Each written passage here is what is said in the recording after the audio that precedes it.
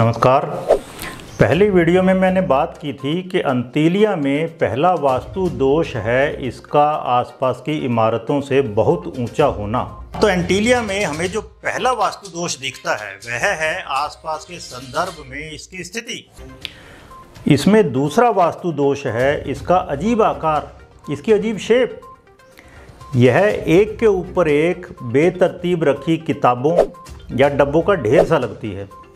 इसे देखकर इसको बनाने वाले आर्किटेक्ट के बारे में दिमाग में एक ही कहावत याद आती है, कहीं की ईंट कहीं का रोड़ा, भानुमति ने कुरबा जोड़ा। आप बताइए आपको कैसी लगती है इसकी शेप? हाँ, बहुत सोचने विचारने के बाद मुझे लगता है कि इसका आकार डांसिंग बैम्बू सा है। आपको क्या लगता है? Dancing bamboo Chinese feng shui में एक आर्टिकल के तौर पर प्रयोग किए जाते हैं। यहाँ मैं आपको बता दूं कि मैं पिछले 20 वर्षों से चाइनीज़ फेंग शुई पढ़ा रहा हूँ, जो कि भारतीय वास्तुशास्त्र का चाइनीज़ इक्विवेलेंट है। डांसिंग बैम्बू शेप के गहरे मतलब हैं, इसके गहरे निहित अर्थ हैं। इस शेप को पसंद करने वाले की साइकोलॉजी जानने के लिए कृपया यह वीडियो अंत तक देखते रहिए। तो वास्तुशास्त्र के अनुसार इमारत ऊंचाई में पिरामिड नुमा होनी चाहिए, यानी ऊपरी मंजिलें निचली मंजिलों से क्रमशः कम ऊंची हों और कम माप की हों।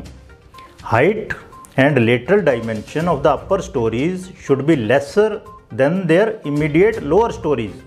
मतलब उदाहरण के तौर पे अगर हम लें तो अगर निचली वाली मंजिल 10 बाई 10 की है, 10 बाई 10 फुट की है और उसकी हाइट 12 फुट है, तो ऊपर की मंजिल 9 बाई 9, 8 बाई 8 इस तरह से होनी चाहिए और हाइट 12 की जगह 11, 10 इस तरह कम होती चली जानी चाहिए। इसी को पिरामिड नुमा बिल्डिंग कहते हैं।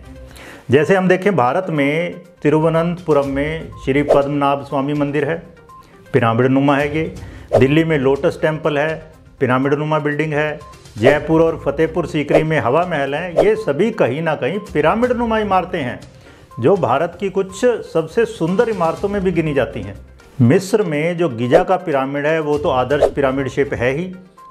यह प्राचीन सभ्यता की अकेली ऐसी इमारत है जो अभी तक कायम है और इसका सबसे बड़ा कारण है इसकी शेप, क्योंकि ये ऊपर जाके क्रमशः इसकी लेटरल डायमेंशन कम होती जाती है, तो ये सबसे ज़्यादा स्टेबल शेप होती है। आप सोचो, आप रेत को अगर ऊपर से ऐसे गिराओ, मान लो सूखी हुई रेत है, ऊपर से ऐसे गिराओ तो नीचे जो ढेर बन जाएगा उसकी शेप क्या होगी? पिरामिड नुमा। इवन आजकल मलेशिया के कुआलालंपुर में पेट्रोनास टावर जो बना था, दुबई में बुर्ज खलीफा है, ये सब वर्ल्ड फेमस इमारतें भी पिरामिड की तर्ज पे बनी इमारतें हैं। कम से कम इनकी ऊपरी मंजिल तो पक्का पिरामिड शेप की हैं।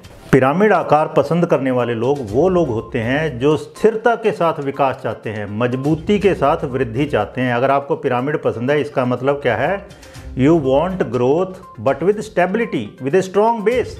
पिरामिड में देखिए ना, एक स्क्वायर बेस है, वर्गाकार बेस है। वर्ग क्या है? पृथ्वी तत्व का प्रतीक है।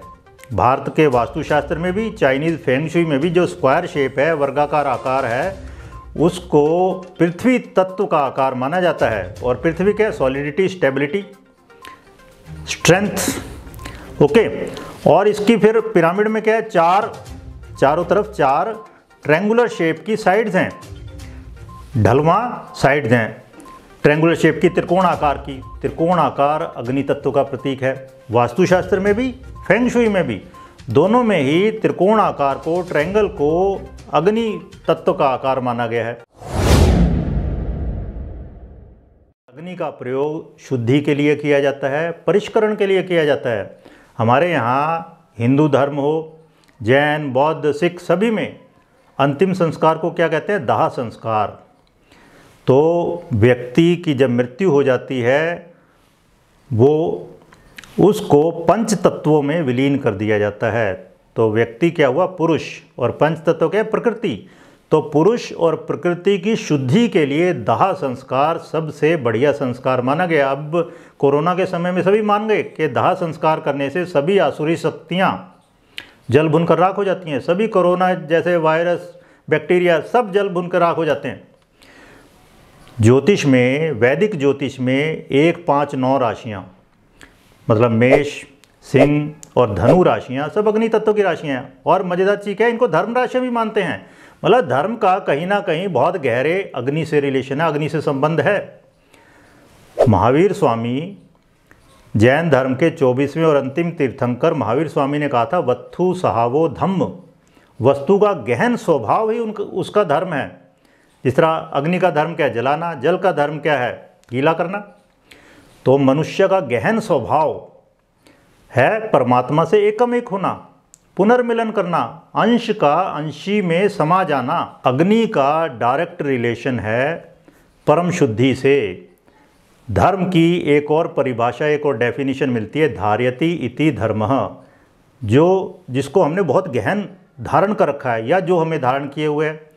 और ये सब क्या है? हमारा गहन स्वभाव, स्वभाव, अपना भाव। बौद्ध महामंत्र जो है ओम मणि पद्मे हुम, उसका अर्थ क्या है गहरा? हमारा गहनतम स्वभाव, हमारी आत्मा, यही है मणि।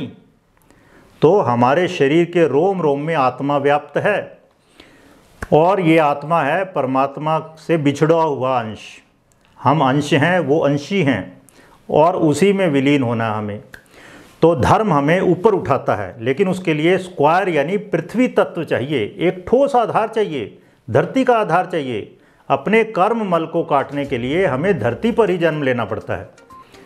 लेकिन अंतीलिया पिरामिड आकार की नहीं है, ये डांसिंग बैम्बू से ज़्यादा मेल खाती है। इसकी ऊपरी मंजिलें आप देखेंगे, उनका आकार बढ़ गया, उनकी लेटरल डायमेंशन बढ़ गई है निचली वाली मंजिलों से, और इवन ऊपर वाली मंजिलों की हाइट भी बढ़ गई है निचली वाली मंजिलों से। जबकि ऊपर आइडियली क्या होना चाहिए? हाइट कम होती जानी चाहिए ऊपरी मंजिलों की, और लेटरल डायमेंशन कम होनी चाहिए। पिरामिड शेप के विपरीत डांसिंग बैम्बू आकार का अब गहरा अर्थ क्या है वो मैं बताता हूँ आपको। डांसिंग बैम्बू का गहरा अर्थ है, जो ये मैसेज देता है ना दिमाग में, वो क्या है? Quick growth without any strong base. अब देखो बैम्बू का बेस कितना होता है? थोड़ा सा, लेकिन वर्टिकल ग्रोथ बहुत ज़्यादा होती है। तो quick growth without any strong base, without any lateral stability, किसी भी मजबूत आधार के बिना, किसी पार्श्व स्थिरता के बिना त्वरित विकास, ये डांसिंग बैम्बू आपको मैसेज देता है। तो इस शेप को पसंद करने वाले लोग बहुत लचीले होते हैं। ये लोग सिचुएशंस के अनुसार ढल जाते हैं, देश काल पात्र के अनुसार, टाइम प्लेस पर्सन फैक्टर्स के अनुसार ढल जाते हैं, परिस्थितियों के अनुसार ढल जाते हैं, सरकारों और मौक़ों के अनुसार ढल जाते हैं। अब देखो डांसिंग बैम्बू में खास बात क्या है? 360 डिग्री पे गुलाटी मार गया वो, बल्कि कई बार तो 2-3 बार 360 डिग्री घूम जाते हैं वो। मतलब ऐसा आदमी बहुत ज़्यादा एडजस्टेबल है नीड्स के अकॉर्डिंगली। और बैम्बू का रंग होता है हरा। हरा रंग क्या है? समृद्धि का प्रतीक है। हरा रंग सम है, ना गर्म ना ठंडा, न्यूट्रल कलर है ये। और बुध का रंग है ये, बुध ग्रह से संबंधित रंग है ज्योतिष में। तो बुध क्या है? व्यापार वाणिज्य का ग्रह है, आयात निर्यात का ग्रह है, सारा बिजनेस सब बुध से देखते हैं हम। तो डांसिंग बैम्बू पसंद करने वाले लोग वो बहुत एडजस्टेबल होते हैं, लेकिन वो क्विक ग्रोथ चाहते हैं, without any lateral stability, without any strong base.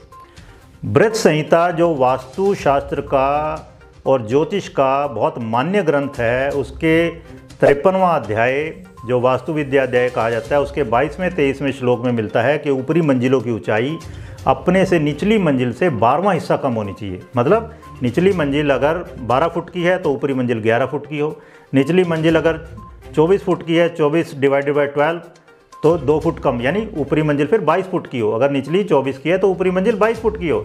लेकिन अंतीलिया में आप देखेंगे ऊपरी मंजिल ज़्यादा हाइट की है, ज़्यादा लेटरल डायमेंशन है उनकी, ज़्यादा लंबाई चौड़ाई की हैं निचली मंजिलों से। तो एक आदर्श पिरामिड की बजाय ये अंतीलिया, ये डांसिंग बैम्बू शेप की है, या जिग जैग आकार की, या हैपजार्ड आकार की है, तो इसका आकार निश्चित नहीं है, आइडियल नहीं है। धन्यवाद अपना समय देने के लिए। Thank you.